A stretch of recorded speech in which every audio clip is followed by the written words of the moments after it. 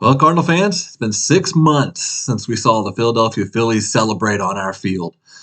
I was in standing room only looking down and watching the Phillies celebrate going to the World Series on our turf, and that left a bad taste in my mouth. And I'm ready to get that over with. I am ready for opening day to come to Busch Stadium once again and all to be made right with the world as we see the Clydesdales take the field and we see the players come in on the trucks and we see the Hall of Famers and their red blazers.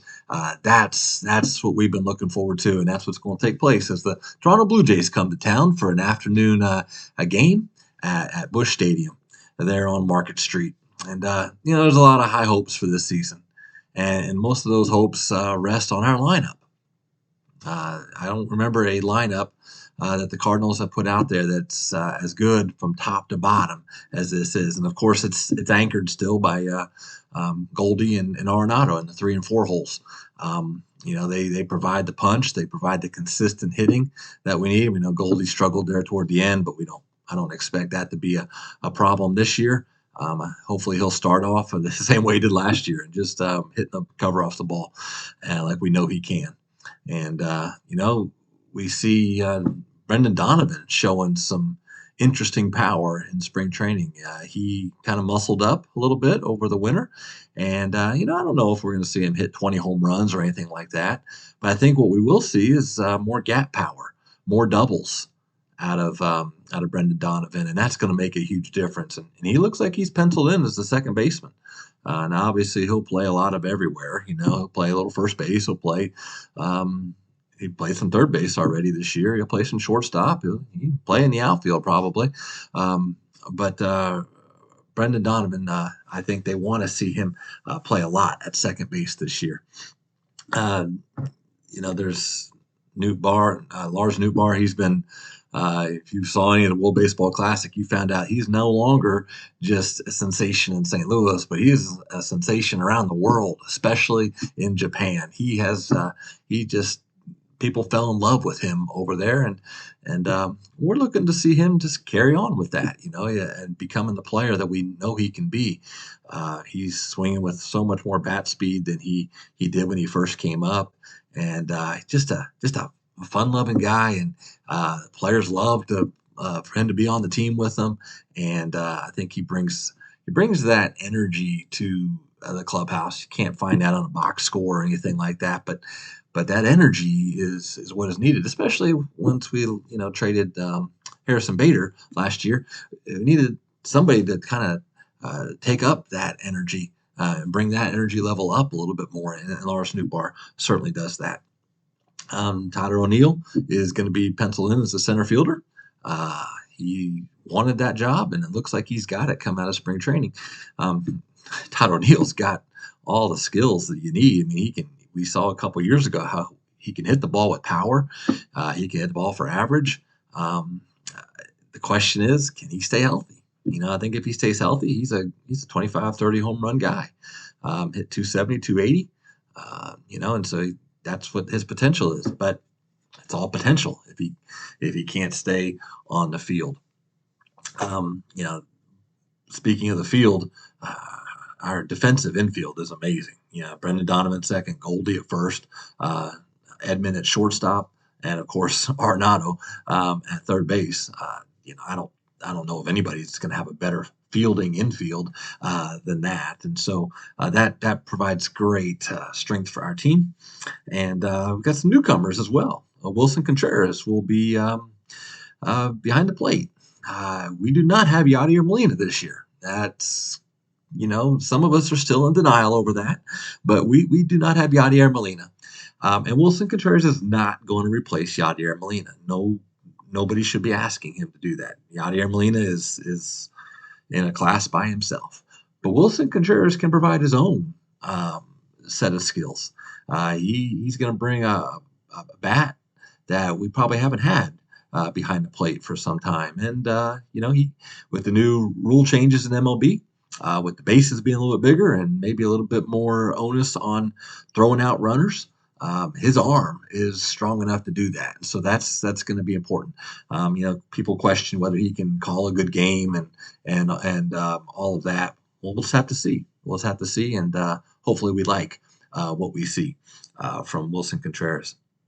Uh, the other newcomer, I don't think anybody needs to be informed about this, but it's Jordan Walker.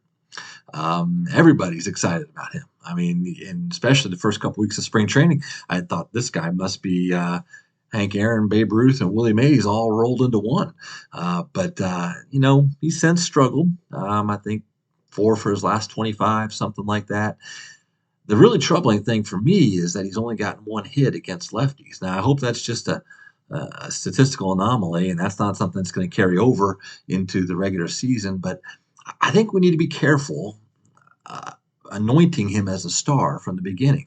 That's not necessarily a good thing for a player. You don't need to put that kind of pressure on him.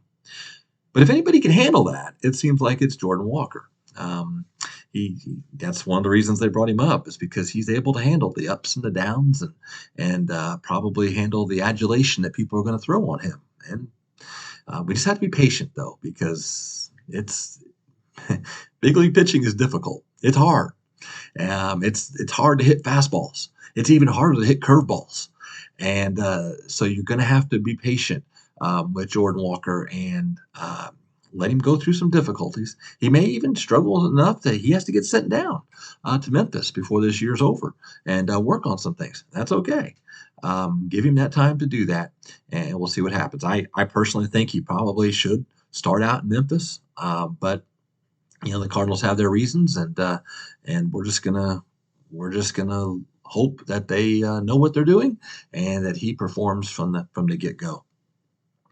Now, the question that we have is the pitching rotation, the starting rotation. There's Miles Michaelis signed a 2-year contract. He did very well in the World Baseball Classic. He's done well in spring training. He just seems like a consistent pitcher, and he should be able to anchor our staff this year.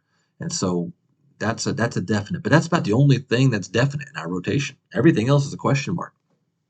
Steven Matz, he's done well this spring, but can he stay healthy? Can he stay pitching? And can he provide us be as a good number 3, number 4 starter? Um, Jordan Montgomery did great last year, but we only saw him for a half a year. Is he going to be able to perform the way he did last year? We need that out of him. Jake Woodford, um, he's done everything we've asked of him. Last year, he had a great year in the minors. He worked on some things the team wanted to work on, and this spring he's been lights out, done a great job. And but can he do that over the long haul of the season? Well, we're going to find out. Finally, we're going to find out whether Woodford can be a major league starting pitcher, and I hope that he can. Now, the other 2 question marks are going to be Jack Flaherty. Can he stay healthy? Can he return to the form of the pitcher in 2021 who won 9 of his first 10 decisions? Or is he going to struggle like he has this spring? His last outing was not very promising. And so there's still question marks with him. And, of course, Adam Wainwright. That's, hate to see him be injured for the first month. Hate to see him miss opening day. But maybe that's a blessing in disguise, as some have said. Maybe he needs to be stronger towards the end of the year. He struggled toward the end of the year, and there was some issues he had physically at the end of the year, and maybe he just needs to be rested this first month, and we'll have him for October, because that's when we would love to see him shine. What a great way for him to go out as the winning pitcher of Game 7 of the World Series. But we'll see what happens there. Bullpen obviously going to be anchored by Helsley, and we have a deep bullpen. There's not just in the majors, but there's guys in the minors. There's guys left off this club. Cabrera, Suarez. Some of that is probably got a lot to do with 40-man roster kind of things. Suarez, I think, will come up eventually with the team. But it's a deep bullpen, and you got Zach Thompson on the left-handed side. Should be able to get guys out. Hopefully, Giovanni Gallegos will. He's been kind of sketchy this spring. Hopefully, he can get away from get back to his regular form. And then there's Jordan Hicks. This is a guy who should be getting everybody out. Should be striking everybody out. Threw a ball 104.6 miles an hour, I think it was the other day, but he can't miss bats. And unfortunately, he misses the strike zone a lot too. And I know he wants to be a starting pitcher, but I think he needs to really focus on throwing the ball over the plate when he is in the game and not worried about when he's in the game. So hopefully we get a lot from him. Drew Verhagen. I know everybody groans when you hear that name, but you watch him pitch, you think this is a Sandy Koufax all over again. Well, maybe not quite that much, but you think this guy has incredible stuff. And then the third pitch, he throws right over the plate for a home run.